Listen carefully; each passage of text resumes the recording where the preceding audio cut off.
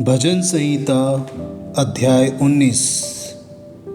आकाश परमेश्वर की महिमा का वर्णन कर रहा है और आकाश मंडल उसकी हस्तकला को प्रकट कर रहा है।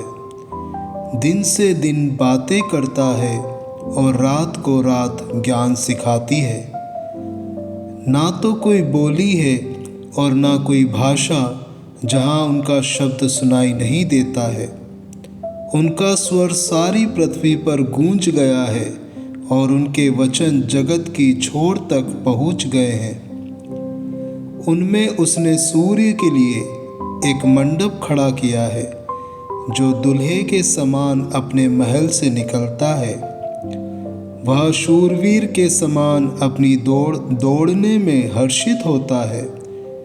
वह आकाश के एक सिरे से निकलता है और वह उसके दूसरे सिरे तक चक्कर मारता है और उसकी गर्मी सबको पहुँचती है।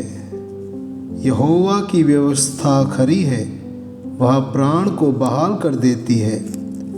यहोवा के नियम विश्वास योग्य हैं, साधारण लोगों को बुद्धिमान बना देते हैं। यहोवा के उपदेश सिद्ध हैं, हृदय को आनंदित कर देते हैं।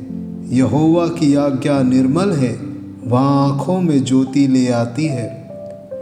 यहोवा का भय पवित्र है, वह अनंत काल तक स्थिर रहता है। यहोवा के नियम सत्य और पूरी रीति से धर्ममय हैं। वे तो सोने से और बहुत कुंदन से भी बढ़कर मनोहर हैं। वे मधु से और टपकने वाले छत्ते से भी बढ़कर मधुर हैं। उन्हीं से तेरा दास चिताया जाता है, उनके पालन करने से बड़ा ही प्रतिफल मिलता है। अपनी भूल चूक को कौन समझ सकता है? मेरे गुप्त पापों से तू मुझे पवित्र कर। तू अपने दास को ढिठाई के पापों से भी बचाए रख। वे मुझ पर प्रभुता करने ना पाएं, तब मैं सिद्ध हो जाऊंगा और बड़े अपराधों से बचा रहूँगा। मेरे मुँह के वचन और मेरे हृदय का ध्यान तेरे सम्मुख ग्रहण योग्य हो। हे यहोवा परमेश्वर, मेरी चट्टान और मेरे उद्धार करने वाले। आमीन।